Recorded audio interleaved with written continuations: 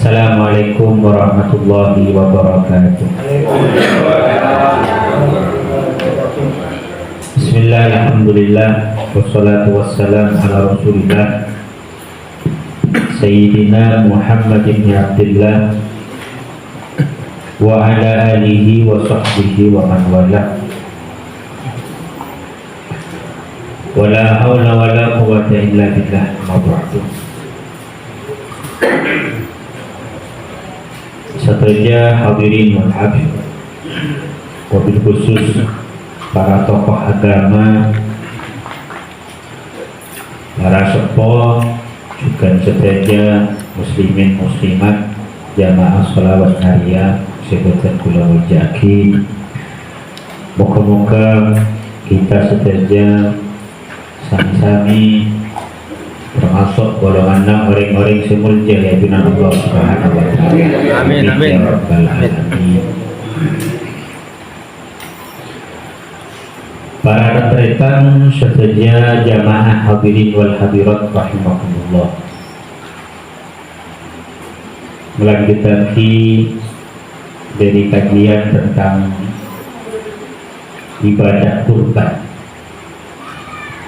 Desa kecaki kaulah berpanjangan insyaallah sami-sami memasuki bulan Dzulhijjah. Mungkin ini tanggal 13 bulan Dzulqa'dah. Tambah bulan Dzulhijjah tanggal 13. Sekecaki kurang lebih sekitar 20 hari lagi kita akan memasuki atau tak depan 16 orang 17 tahun 16 akan memasuki hari raya kurban dan 3 hari tasyrik, persiapan untuk mengetahui bagaimana fikih kurban yang diatur oleh para ulama, terutama dalam mazhab Syafi'i. Sebagaimana sebelumnya sudah disampaikan, hukum kurban hakikat itu adalah ada dua pendapat. Ada yang mengatakan wajib fardu ain, ada yang mengatakan sunnah. Ini yang kita pilih dari mazhab Syafi'i yang mengatakan sunnah muakkadah. Sunnah ada dua, ada sunnah ainiyah, ada sunnah kifayah. Sunnah ainiyah ketika itu kesunahan bagi setiap individu yang mampu peroleh semampu kanggo kurban, maka dia disunahkan, baik semua dalam satu keluarga atau salah satu dari satu keluarga. Kenika sunnah ainiyah, kesunahan kenika bagi seseorang yang mampu untuk berkorban. Yang kedua ada sunnah kifayah. Ini manabi dilihat dari satu keluarga.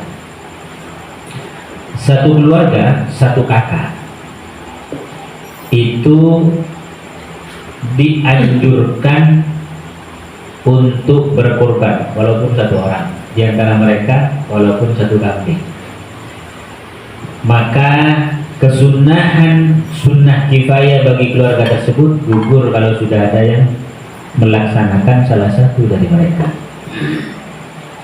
Walaupun misalkan di Kotra pas ngakungin obeng ngacike lebih dari kebutuhan, pas mampu kemudian maka luar kurban, ibadah kurban, maka kesunahan dari keluarga kenikah dalam satu kakak nikah satu keluarga itu gugur anjuran kesunahan bagi mereka.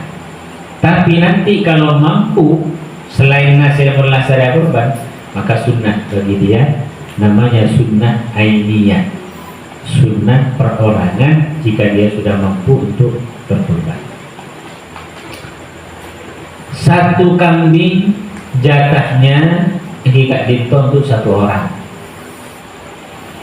Di kampus setong orang sampai kapetoy, di kapetoy potongan, maka tidak cukup. Karena apa? Karena jatah satu kambing itu untuk satu orang. Jika 2 orang atau 3 orang bergabung untuk berkurban dalam satu kambing, maka tidak sah.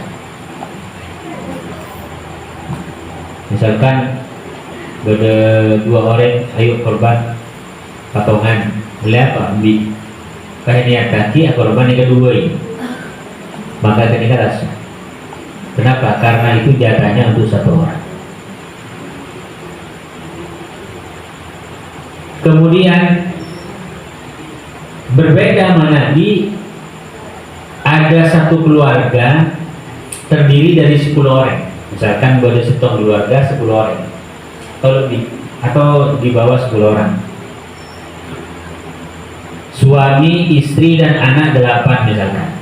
10. Kemudian mereka hanya memiliki satu kambing, kuntimbi setong. Lalu mereka berkorban satu kambing itu untuk salah satu dari mereka.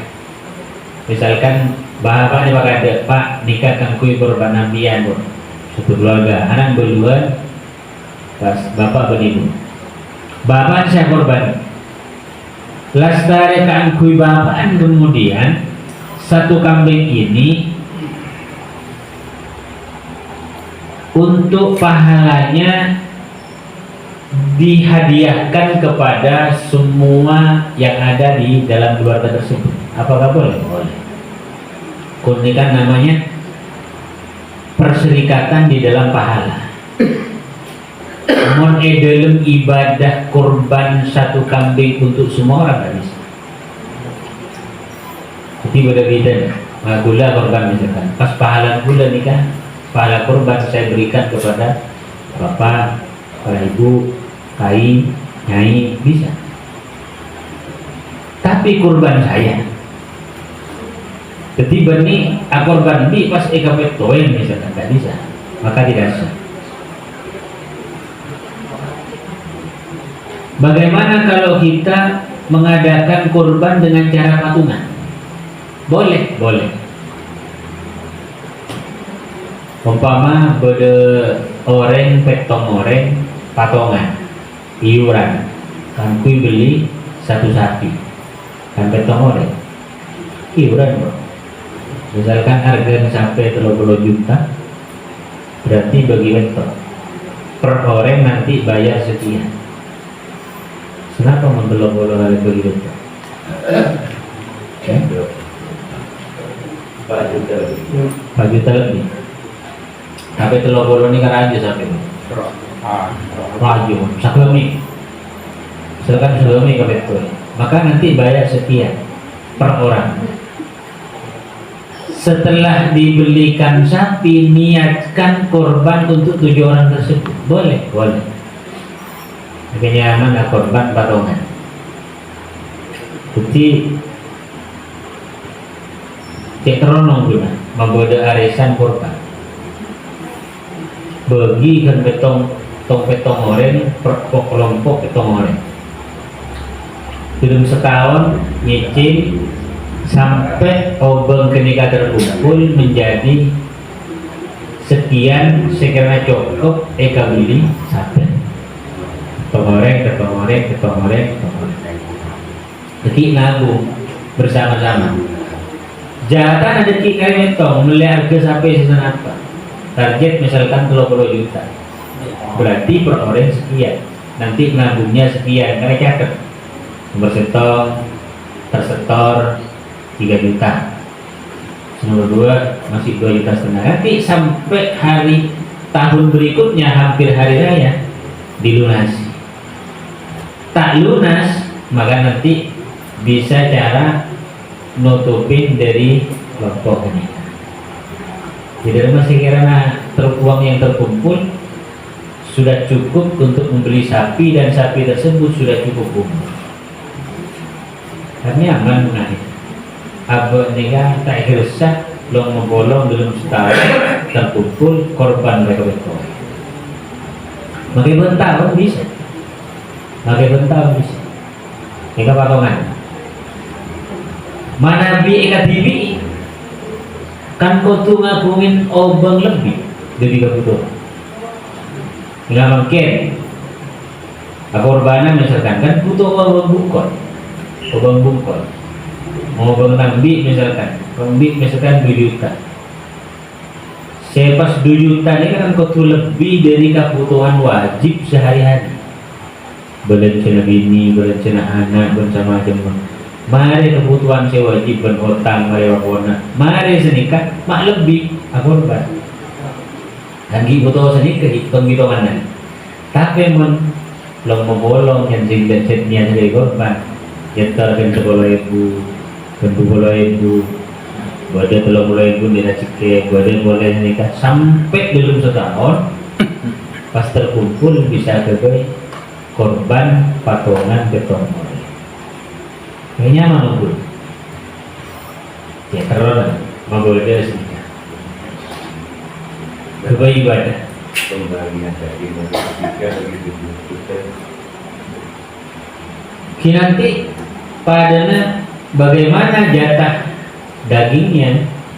Kan orang yang saya korban kan dapat jatah maksimal 1/3 dari binatang kurban itu. Manabi korban sunnah bukan korban wajib. Seperti nada korban sunnah daki dari 1/3 ini kan kami toy seperti telurnan ini kan kami toy oleh nikah suami ibang kami toy pas kita ngoreng minta 1/3 tapi ini lo tetangga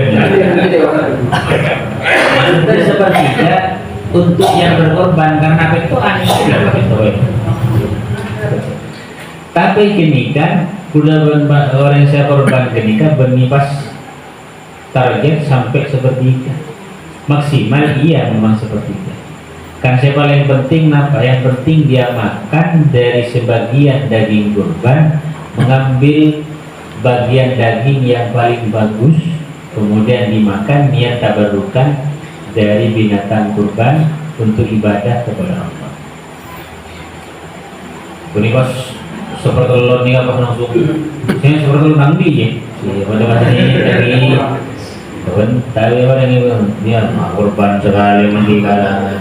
Di artinya ngambil sebagian, yang penting kapan, yang penting bisa makan. Kemudian syarat. Waktu penyembelihan hewan kurban itu mulai dari setelah terbitnya matahari masuk waktu duha, kemudian sholat hari raya 2 rakaat dan 2 khutbah. Mulai dari terbit matahari waktu ditambah waktu duha ditambah 2 rakaat ditambah 2 khutbah, maka waktu penyembelihan di situ tiba, waktunya sudah dimulai. Mohon beda orang korban di hari raya tanggal 10 kita masuk duha oleh Malawi maka belum masuk waktunya. Jadi waktunya kapan?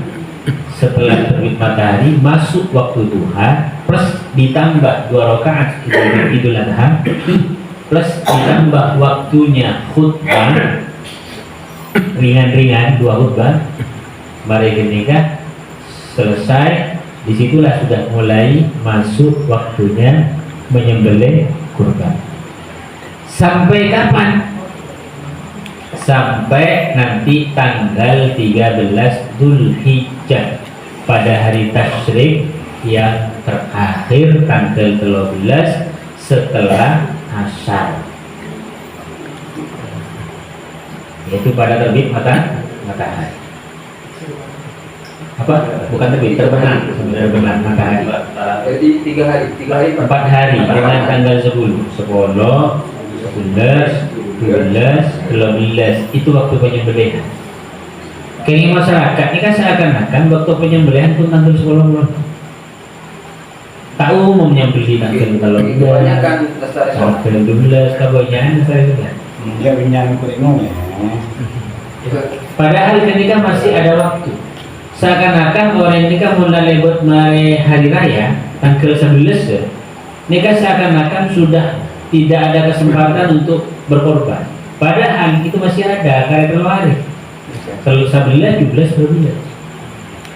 Berketika biasa nak arkoi mode toron biasa. Tanggal 11, 12, 13 kan biasa toron. Film dari siapa? Tuli, jadi cok mau bangin mana korban, cok mau bangin Hamin 1 hari raya. Pokoknya kemarin adalah tanggal 12 nggak boleh. Mode ya. Korban pasti lagi dilakukan tanggal 12 terakhir. Boleh, sama pahalanya sama karena itu waktunya 3-4 hari itu sudah sama-sama waktunya menyembelih korban. Di mengeningkan terkengan kadang tak boleh juga.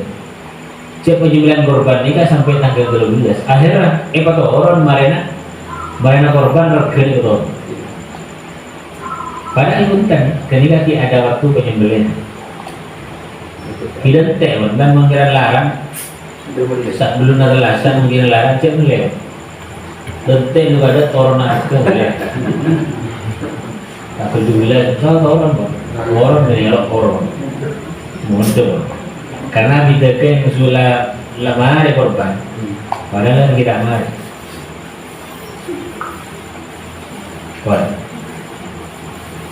Kemudian syarat orang yang berkorban.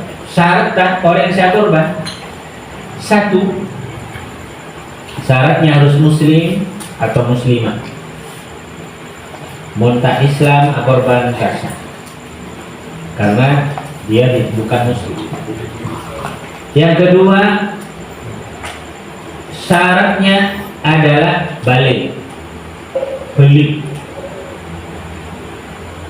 Balik di situ ada 3 tanda. 1, keluar mani bagi laki-laki atau perempuan pada usia 9 tahun hijriah. Keluar darah haid 9 tahun bagi anak perempuan. Otaba keluar mani haid ditunggu sampai umur 15 tahun. Jika sudah genap 15 tahun kemudian tidak keluar mani, maka dia sudah balik dengan waktu 15 tahun dengan tanggal atau dengan tahun atau 15 tahun. Jadi mau keluar mani meskipun tak dapat 15 tahun sudah balik. Head walaupun tak nyampe 15 tahun maka sudah balik. Kenapa? Karena sudah head dan keluar mani. Walaupun tak keluar mani tapi sudah 15 tahun maka balik. Berarti baliknya dengan usia. Yang ketiga syaratnya juga adalah berakal, tak gila. Saya korban syaratnya tak gila. Menggila korban tak.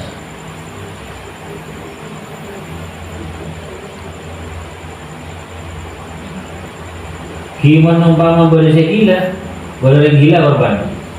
Maka nanti yang berkorban atas nama walinya. Kemudian nomor 4, merdeka. Seorang budak tidak dituntut untuk melakukan kurban. Budak, hukum mati. Kelima, mampu. Orang yang mampu. Maksudnya mampu di sini adalah lebih dari makanan pokok, baik sandang, pangan, dan tempat tinggal untuk dirinya, keluarganya di hari raya Idul Adha sampai hari Tasyrik. Kemudian syaratnya juga apa? Rosyid. Apa rosyid? Yaitu adalah orang yang tidak diperkenankan orang yang tidak diperkenankan bertransaksi dengan hartanya. Karena anak-anak ini tidak beli, itu tidak memenuhi syarat.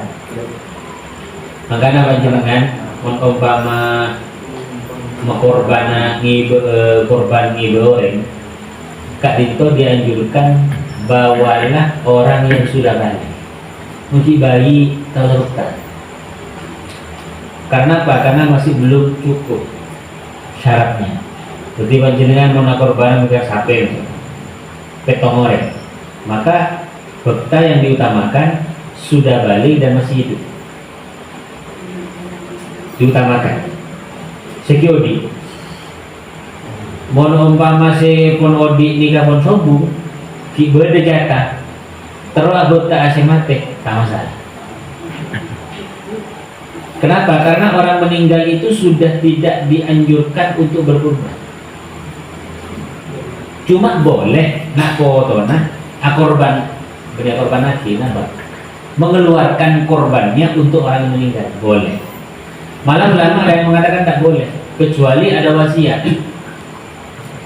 Dan sepuan misalkan lambe kita semua umur tidak ada nih, kok tak pernah korban begitu. Ban mandi rezeki lebih, engkau mun mate tak sempat korban, engkau pakolan lagi dan korban.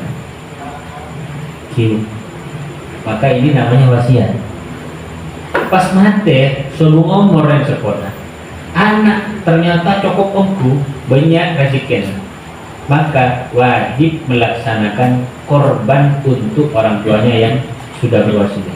Baru ketika orang sepon beti apa keluar korbannya boleh walaupun sudah meninggal karena sudah berwasiat. Kalau wajib karena menjalankan wasiat. Tapi kalau tidak berwasiat, ulama ada dua pendapat. Ada yang mengatakan tidak boleh. Kenapa? Karena ini berkaitan dengan niat. Sedangkan orang yang mati sudah tidak niat. Pendapat kedua mengatakan boleh untuk orang yang meninggal dunia walaupun tidak berwasiat. Itu alasannya karena itu termasuk bagian daripada sedekahnya orang yang hidup kepada orang yang mati. Seperti pada orang yang sudah umur kan sedekah kan bisa. Boleh nikah sedekahnya bapak ibu semua umur boleh. Sama juga dengan kurban. Ini oleh ulama yang membolehkan disamakan dengan sedekah.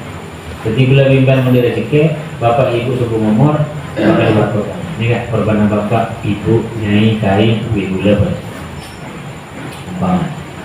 Boleh. Tapi yang saya bilang umpama kita berkorban sapi, bawa yang diutamakan dulu setong orang syodi, dua orang yang balik, anak-anak tikel, kini kan tidak didosa, tak usah kita korban, jangan sering ngasih umur, kini kita didosa, tolong ke, sebelum kita nganti, jadi diutamakan orang yang sekon balik. Umur yang singlet mula keluar mani haid membini otabah 15 tahun. Nah. Hewan yang bisa dibuat korban cuma ada 3 jenis. Satu unta, sapi, kambing. Unta umur 5 tahun ke atas, sapi umur 2 tahun ke atas. Ambi mana domba banyak macamnya ini. Kambing atau domba dengan sejenisnya diperkirakan sekitar 6 bulan ke atas sampai 1 tahun. Di bedus, di kacang setahun lebih, di kacang. Dan ini kan binatang korban. Soalnya oleh ketong korban satu ekor. Oleh maafan. Jadi eston senikah.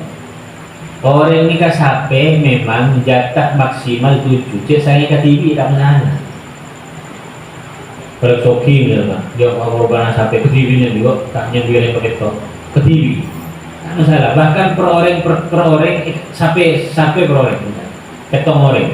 C A sape top, B sape top. Oleh tak masalah. Jadi tak kotu betul. Tak kotu betul. Kadang-kadang bosan pada menabek tok siapa sih gitu.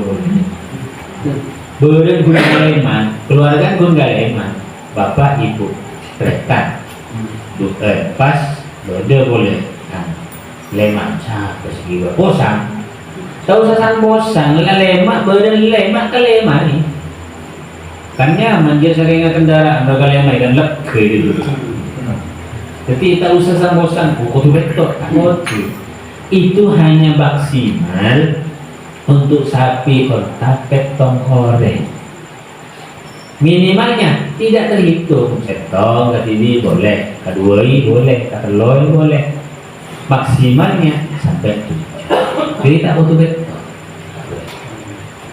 Kadang di masyarakat butuh betul pakai nyari api, persegi bosan. Karena tak kena dan kadang burung korban. Nah, jadi aku datang kenaan. Tak usah senikah, tak usah wat beda kalimat kenikah kalimat. Mencatat itu, mungkin selanjutnya kita tanya jawab. Nanti biar lebih jelas, mungkin bersikap paham bisa ditanyakan. Sekarang itu dari Tentulah Motor Selatan. Assalamualaikum warahmatullahi wabarakatuh. Waalaikumsalam warahmatullahi wabarakatuh.